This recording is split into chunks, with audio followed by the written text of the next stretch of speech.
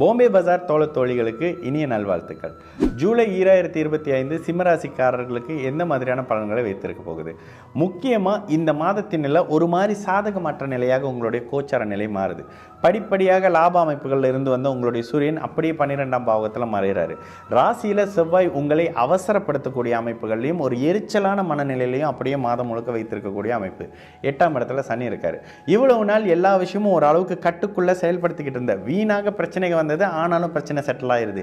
தேவையில்லாத விஷயத்தை வம்பா வழக்கா இழுத்துட்டு வந்தாங்க. அதுவும் ஓரளவுக்கு கட்டுக்குள்ள இருந்த நிலை மாறி ராசிநாதன் ராசிக்கு 12ஆம் இடத்தோட மறையக்கூடிய அமைப்புகளில் அதிகமான முயற்சிகள் தேவைப்படக்கூடிய ஒரு அமைப்புங்க. உண்மையை சொல்லப்போனால் அஷ்டம சனியின் தாக்கம் இந்த ஜூலை மாதத்தில் சற்று அதிகமாக தெரிய ஆரம்பிக்கும் சிம்மராசிக்காரங்களுக்கு.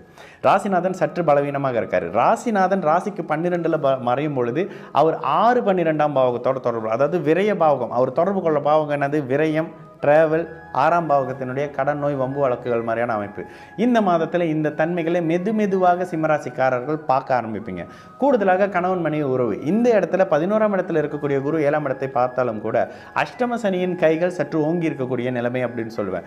அஷ்டம சனி அப்படின்னு வரும்பொழுது எந்த வகையான ஜாதகத்தையும் கசக்கி பாக்கெட்டில் போட்டுக்கிட்டு உங்களுடைய ஜனன கால ஜாதகத்தில் சந்திரன் எந்த அளவுக்கு ஒளி பொருந்திய நிலையில் இருக்காரோ அதனுடைய அடிப்படைகளில் பலன் நடக்கும். உங்களுடைய தசையின் அடிப்படையில் மாணவர்களாக இருக்கிற பட்சத்தில் சுக்கிர தசை, சுக்கிர புத்தி, சுக்கிரனின் வீடுகளில் இருக்கக்கூடிய கிரகங்கள் 3, 7, 11, 12ஆம் பாவகங்களில் இருக்கக்கூடிய கிரகத்தின் அமைப்புகள் நிச்சயமாக ஒரு மாதிரியான தேவையில்லாத பழக்க வழக்கங்கள் உறவுகளை ஏற்படுத்தும். பழக்க வழக்கங்கள் அப்படின்றத விட உறவுகளை ஏற்படுத்தும். இந்த உறவுகளில் பெண் குழந்தையோ ஆண் குழந்தையாக இருந்தாங்க சற்று கவனமாக இருக்கக்கூடிய அமைப்பு. தேவையில்லாத பழக்க வழக்கங்களை, தீய பழக்க வழக்கங்களை கற்றுக்கிட்டு வரக்கூடிய அமைப்புன்னு சொல்லி இந்த இடத்துல சிம்மராசிக்காரர்களுக்கு படிப்படியாக அஷ்டம சனியினுடைய தாக்கங்கள் ஆரம்பிக்குது. கடகராசிக்காரங்களுக்கு முடிஞ்ச உடனே அப்படியே சிம்மராசிக்காரர்களுக்கு சில அமைப்பு. இதில் கோச்சார வேதி செயல்படுமா அப்படின்னு கேட்டால் கோச்சார வேதிகள்னு ஒரு விதிகள் சொல்லப்பட்டிருக்குங்க. ஆனால் கடந்த காலங்களில் இருந்து வந்த நிலை அந்த மாதிரி இருந்திருக்கா அப்படின்னு பார்த்தா அது பெரிய அளவுக்கு செயல்படலை கோச்சார வேதி. அப்போ இந்த இடத்துல என்ன இருக்கும்? அஷ்டம சனி ராசிக்கு 8 கெட்டு போச்சு, ராசிக்கு 7 கெட்டு போச்சு. ராசிநாதனும் இந்த இடத்துல 12ஆம் பாவகத்தில் மறைஞ்சு தானும் செயல் இழக்கிறார். அப்போ கடன் அமைப்புகள் வரும், வம்பு வழக்குகள் வரும், தேவையில்லாத பிரச்சனைகள் வரும், விபத்துக்கள் வரும், 3வது நபரின் தலையீடுகள் வரும், வேலை வருமானம் சார்ந்த அமைப்புகளில் ஜீவனத்தின் அடிப்படையில் வரக்கூடிய அமைப்பு. என்ன இருந்தாலும் 10ஆம் அதிபதி 10ஆம் இடத்தோட தொடர்பு கொண்டிருக்கக்கூடிய நிலை, அதுக்கப்புறம் அவரே 11ஆம் இடத்துல இருக்கக்கூடிய அமைப்பு எல்லாம் சரியா இருந்தாலும் அஷ்டம சனி ஒரு மாதிரியான தாக்கங்களை கொடுக்கும். உடனே வந்து கமெண்ட் பண்ணி கேட்பீங்க, ஒன்று கூட நல்லது சொல்ல இல்லையான்னு. ஒரு ஜோதிடரோட வேலை கவனமாக இருங்கன்னு சொல்றது தானே தவிர இன்னைக்கு ஜாக்பாட் அடிக்கும் நாளைக்கு கோடீஸ்வரன் ஆயிடுவீங்க, எலோன் மஸ்க்கு பின்னாடி தள்ளிடுவீங்கன்னு சொல்ற ஜோதிடர் நான் கிடையாது.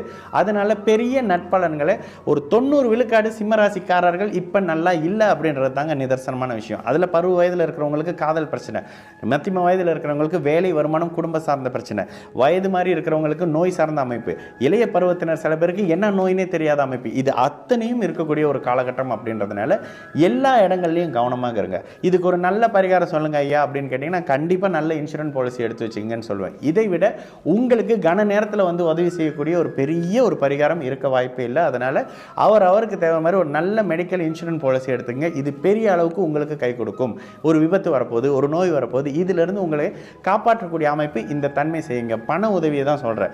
ஏன்னா அடுத்த காலகட்டத்தில் பணத்தினால் வரக்கூடிய அமைப்பு. பணத்தை ஒருத்தருக்கு கொடுத்துட்டேங்க, கொடுத்தவர் இப்போ அப்படியே பாம்பா மாதிரி திரும்ப என்ன அந்த பாம்புக்கு பால் வாக்குறீங்கன்னு சொல்லுவேன்.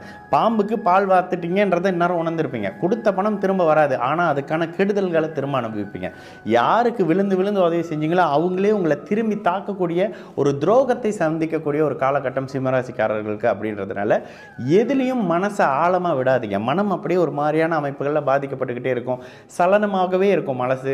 எதிர்ப்புகள், எதிரிகள் நீங்களாகவே வளர்த்து விட்ட அமைப்புகள் வர ஆரம்பிக்கும். பிரச்சனைகளில் வருவீங்க, எல்லா இடத்துலையும் பேரை கெடுத்துக்குவீங்க. வேலை இடத்துல உங்களுடைய உழைப்பை ஒருத்தர் திருடிக்கிட்டு அவரு ப்ரொமோஷன் வாங்கி போவார், உங்களுக்கு ப்ரொமோஷன் இல்லாத நிலை இருக்கும்.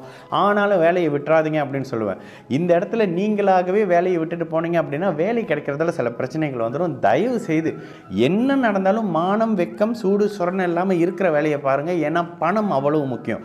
பணம் இல்லை அப்படின்னாக்கா நம்மளால் வெளியில் தலை காட்டவே முடியாதுங்க. அந்த அமைப்புகளில் பணம் பற்றிய உங்களுக்கு புரிதலையும், நட்புனா என்ன, உறவுனா என்ன, காதல்னா என்ன, ஒட்டு மொத்தமாக மனுஷனா எப்படிப்பட்டவன்றதை இந்த 2.5 வருஷத்தில் கற்றுக்குவீங்க. மனுஷன் எப்படி ஒரு கொடூரமான மிருகம் அப்படின்றத இந்த அஷ்டம சனியில் வரக்கூடிய சனி பகவான் உங்களுக்கு கற்றுக் கொடுக்கக்கூடிய அமைப்பு தான் இந்த சிம்மராசிக்காரர்களுக்கு. அஷ்டம சனி சற்று கடினமாக இருக்கும். திருமணம் பண்ணலாமா ஐயானா கண்டிப்பாக ராசிக்கு 6, 8, 12ஆம் அமைப்புகளோடு இருக்கக்கூடிய தன்மைகள், பாபத்துவ கிரகங்கள் இருக்கக்கூடிய தன்மையில் தயவு செய்து இந்த கல்யாணத்துக்குள்ளே போகாதீங்க. 2 வருஷம் கழித்து கவலைப்படுற மாதிரியான சம்பவங்கள் இருக்கும். தள்ளி போடுங்க. இல்லைங்க வயசாகுதுன்ற மாதிரியான விஷயங்கள்லாம் சொல்லுவீங்க. ஆனாலும் இது ஒரு அடிப்படையான ஒரு ரிக்வஸ்டாக சொல்கிறேன். கவனமாக இருந்து திருமணத்தை விஷயங்களை பண்ணுங்கள். யாருக்கும் பணம் கொடுக்குறதோ, ஜாமீன் கொடுக்குறதோ, பேங்க் ஓடிபி கொடுக்குறேன், அதை கொடுக்குறேன், இதை கொடுக்குறேன், இது எல்லாவற்றிலும் கவனமாக இருங்க. எல்லோருக்கும் ஒரு சாதகம் இல்லாத நிலையாக இருக்கும். வண்டி வாகன அமைப்புகளில் சற்று கவனமாக இருக்கக்கூடிய அமைப்பெல்லாம் தேவைப்படக்கூடிய ஒரு நல்ல மாதமாக இந்த மாதம் இருக்கும். கூடுதலாக எதிலும் அகலகால வச்சிடாதீங்க. இருக்கிற வேலையை விட்டுட்டு நண்பர்களோட சேர்ந்து அந்த பிஸ்னஸ் பண்ணுறேன், இந்த இது பண்ணுறேன், இந்த பந்து விளாட்றேன் அப்படின்ற மாதிரியான விஷயத்தை போட்டு அதில் பணத்தை இழக்கக்கூடிய அமைப்பெல்லாம் இருக்கும். சற்று கவனமாக இருக்க வேண்டிய ஒரு அவேர்னஸ் கிரியேட் பண்ண வேண்டிய ஒரு மாதமாக 2025 ஜூலை மாதம் சகல தரப்பு சிம்மராசிக்காரர்களுக்கும் இருக்கும். இந்த மாதத்தில் வரக்கூடிய சந்திராஷ்டம நாள் உங்களுக்கு 15ஆம் தேதியிலிருந்து 17ஆம் தேதி அப்படின்றதுனால இந்த காலகட்டங்களில் ஒரு தூர பயணமோ, புது நபரோ, புதிய தொழில் தொடக்கமோ, இருக்கிற வேலையை விடுறதோ, இது மாதிரியான அமைப்புகளை செய்யாமல் இருக்கிறது சிம்மராசிக்காரர்களுக்கு நன்மை பயக்கும்.